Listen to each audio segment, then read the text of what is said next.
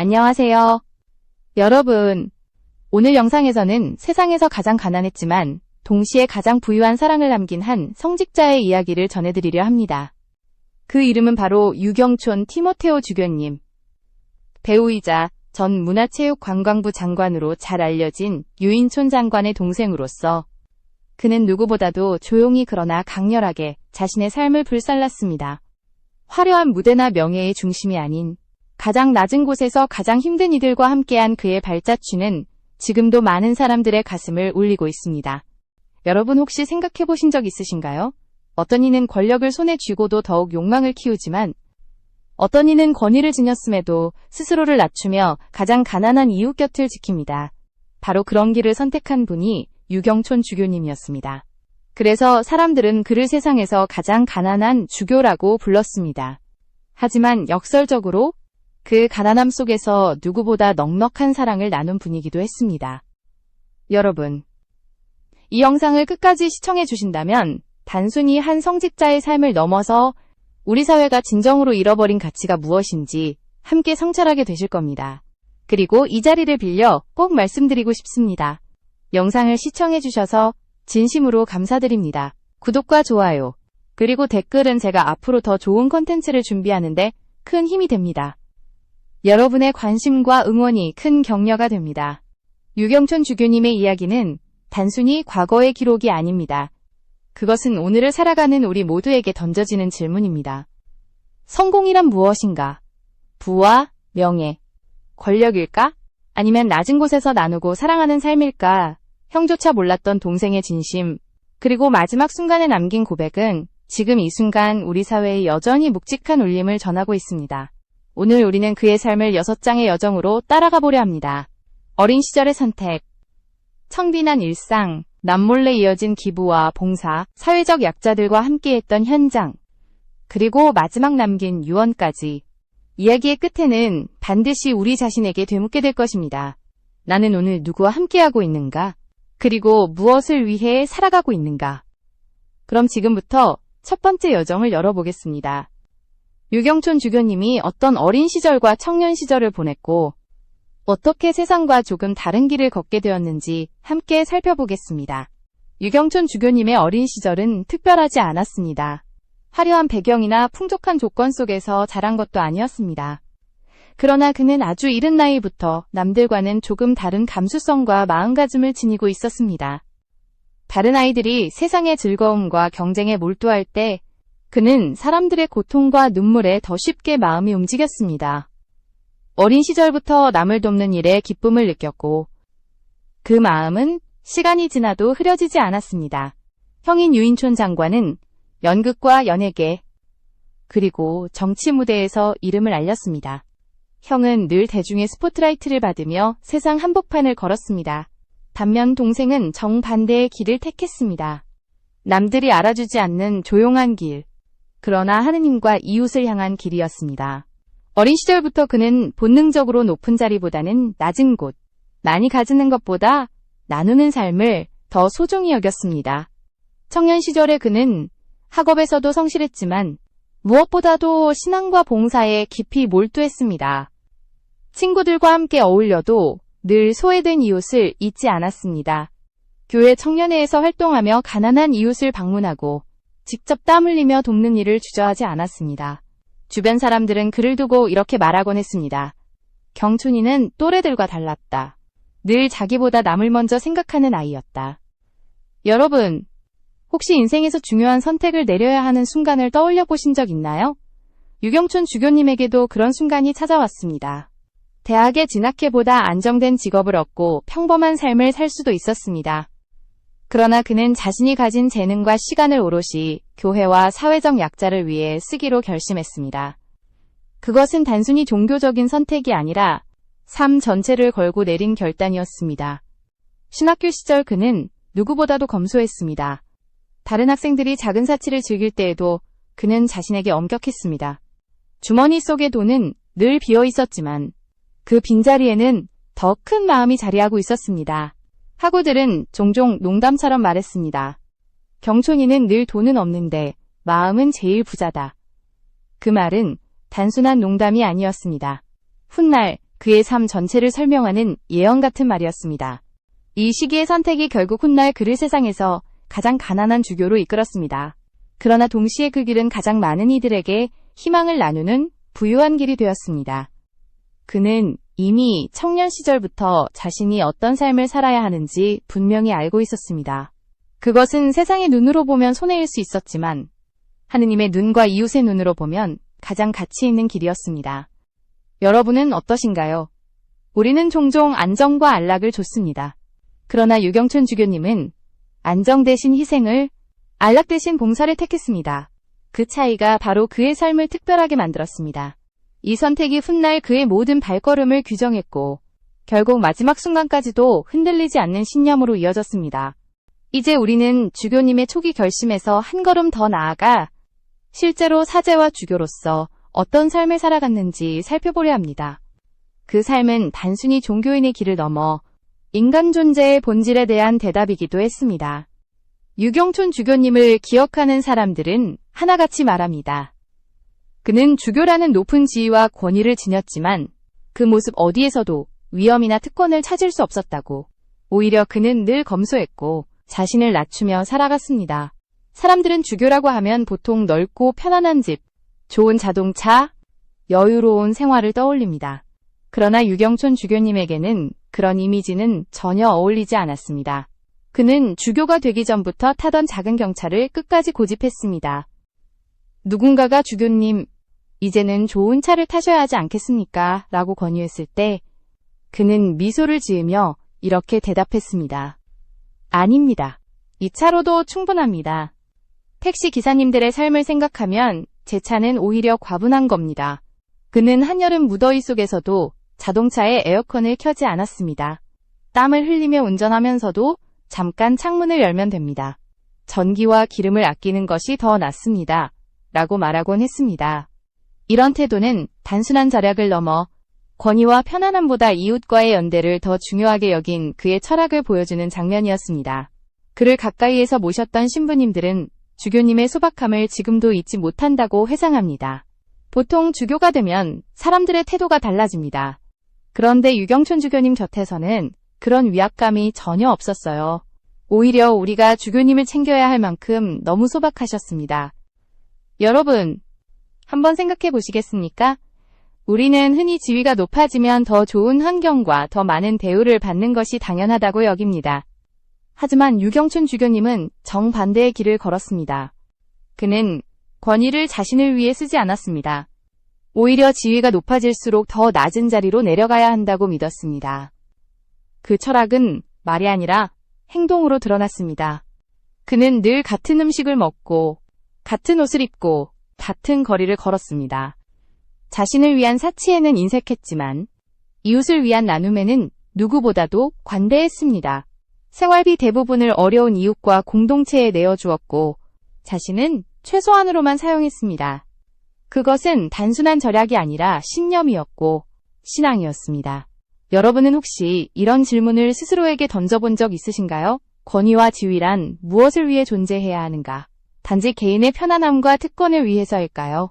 아니면 더 많은 사람들을 위해 쓰여야 하는 걸까요? 유경춘 주교님의 삶은 분명하게 말합니다. 권위란 누리는 것이 아니라 내려놓는 것이다.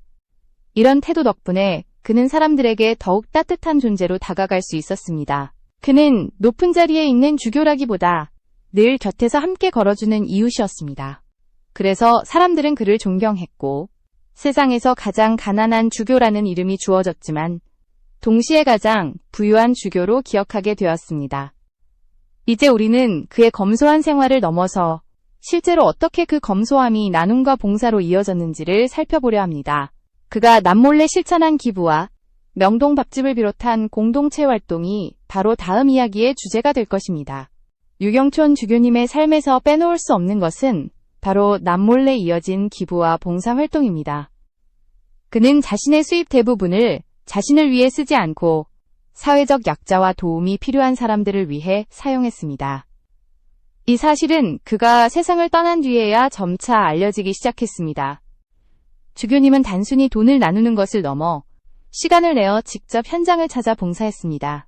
노숙인 급식소, 병원, 청소년 쉼터, 이주노동자 지원센터 등 여러 곳에서 손수봉사하며 누구보다도 가까이서 사람들의 아픔을 느꼈습니다. 그는 보이는 봉사보다 보이지 않는 나눔을 더 중요하게 여겼습니다. 신약 성경의 말씀처럼 오른손이 한 일을 왼손이 모르게 하라. 주교님은 이를 몸소 실천했습니다. 그가 설립하고 직접 참여한 대표적인 공간이 바로 명동밥집입니다. 명동밥집은 단순한 무료급식소가 아니었습니다. 그것은 사람들에게 삶의 존엄을 회복시켜주는 공간, 서로가 서로를 인정하며 살아가는 공동체였습니다. 주교님은 매일 새벽 명동성당 지하로 내려와 식사를 준비하고 김이 모락모락 나는 밥을 사람들에게 나누었습니다. 그 과정에서 그는 늘 미소를 잃지 않았고 노숙인과 봉사자 모두가 그의 진심을 느낄 수 있었습니다. 한겨울 강추위 속에서 줄을 서 떨고 있는 한 노숙인에게 자신의 코트를 벗어 덮어준 장면은 지금도 많은 이들의 마음속에 남아 있습니다. 그날 이후 사람들은 주교님을 사랑으로 사람들을 품어주는 목자라고 불렀습니다. 단순한 음식을 제공하는 것이 아니라 마음과 희망을 나누는 일. 그것이 바로 주교님이 꿈꾼 공동체의 모습이었습니다. 그는 또한 사회적 약자를 위한 연대에도 적극적이었습니다. 고공농성장, 철거민 시위, 미군 기지 압박 현장 등 위험하고 불편한 곳에도 주저없이 나타나 함께 기도하고 연대했습니다. 그곳에서 그는 단순한 지도자가 아니라 동등한 참여자로 존재했습니다. 사람들은 그의 존재만으로도 힘을 얻었고 혼자가 아니라는 믿음을 느낄 수 있었습니다. 주교님의 이러한 행동은 단순한 자선이 아니었습니다. 그것은 삶의 철학이었고 신앙이었습니다. 그는 말했습니다. 여기는 시혜의 자리가 아닙니다. 함께하는 자리입니다. 이 원칙 아래 명동밥집과 다양한 공동체 활동은 단순한 복지사업을 넘어 사람들에게 사랑과 희망, 용기를 주는 공간으로 성장할 수 있었습니다. 여러분, 상상해 보십시오. 새벽의 차가운 공기 속 김이 모락모락 나는 밥솥 앞에서 수녀님들과 봉사자들과 함께 앉아 식사를 나누는 주교님의 모습을. 그의 곁에는 항상 가장 어려운 이웃들이 있었고 그는 그들과 함께 웃고 울고 기도했습니다. 이 모든 활동은 세상 누구도 모르게 이루어졌습니다. 바로 그 점이 그의 삶을 특별하게 만들었습니다. 이제 우리는 주교님의 봉사와 기부를 넘어서 실제로 사회적 참사 현장에서 보여준 그의 연대와 사랑을 살펴보려 합니다. 세월호 참사, 이태원 참사 등 많은 사람들이 아픔 속에 있을 때 그는 어떤 행동으로 그들의 마음을 위로했는지 이야기하겠습니다. 유경촌 주교님의 삶은 단순한 교회의 울타리 안에서만 머물지 않았습니다. 그는 사회적 참사와 고통의 현장에서 늘 가장 먼저 달려가 사람들과 함께했습니다. 14년 전 진도체육관에서 발생한 사건 당시 유가족들은 차가운 바닥에서 며칠씩 밤을 지새며 아이들의 소식을 기다렸습니다. 그곳에 주교님도 있었습니다. 그는 말없이 가족들의 손을 잡고 함께 기도하며 울었습니다. 설교나 연설 없이도 그의 침묵은 가장 큰 위로가 되었습니다. 2022년 이태원 참사 현장에서도 마찬가지였습니다. 분향소 앞에 나타난 주교님은 무릎을 꿇고 한 어머니의 손을 꼭 잡으며 조용히 말했습니다. 제가 대신할 수는 없지만 함께 하겠습니다. 그 순간 많은 사람들이 함께 울었고 참사의 슬픔 속에서도 인간적인 따뜻함과 연대의 힘을 느낄 수 있었습니다. 그는 또한 사회적 약자들의 투쟁 현장에서도 늘 존재했습니다. 고공농성, 철거민들의 천막, 미군기지 압박 시위 등 위험하고 불편한 자리에서도 그는 한결같이 성호를 긋고 함께 노래하며 연대했습니다. 한 활동가는 이렇게 회상했습니다. 주교님이 오셨을 때 우리는 싸움의 무게가 조금 가벼워지는 것을 느꼈습니다. 혼자가 아니라 교회가 우리 편이라는 믿음을 갖게 되었습니다. 유경춘 주교님의 이러한 모습은 단순한 동정이 아니었습니다. 그는 진정한 연대와 공감의 행동을 보여주었습니다. 그는 늘 자신을 낮추고 가장 고통받는 사람들의 곁으로 다가갔습니다. 그 행동 하나하나가 사람들에게 큰 희망이 되었고 사회적 약자들은 그를 통해 힘을 얻었습니다. 여러분은 혹시 이런 질문을 해보신 적 있나요? 종교인의 역할은 단순히 성당 안에서 신자들에게만 복음을 전하는 것일까요? 아니면 고통받는 모든 사람들의 곁에서 살아있는 믿음을 보여주는 것일까요? 주교님의 삶은 분명한 답을 줍니다. 신앙은 거리와 골목에서 고통 속에서 더 깊이 살아난다는 것을 보여주었습니다.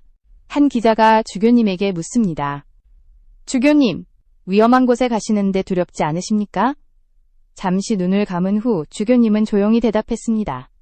예수님이 가신 길이 바로 그곳입니다. 두렵더라도 따라야 하지 않겠습니까? 이 말 속에는 그의 신념과 사랑, 그리고 행동의 철학이 모두 담겨 있습니다. 주교님은 단순히 슬픔에 함께 눈물 흘리는 것을 넘어 행동으로 연대와 사랑을 실천했습니다. 그의 존재는 고통받는 사람들에게 희망이 되었고 사회 전체에 감동을 남겼습니다. 우리는 그의 발자취를 따라가면서 단순히 교회의 역할이 무엇인지를 넘어 인간 존재의 본질과 삶의 진정한 의미를 다시금 생각하게 됩니다. 이제 우리는 주교님의 마지막 순간과 남긴 유언, 그리고 장례식에서 보여준 삶의 가치를 다루며 그의 이야기를 마무리할 준비를 해야 합니다. 그의 마지막 메시지는 단순한 작별이 아니라 평생을 관통한 사랑과 나눔의 철학이었습니다.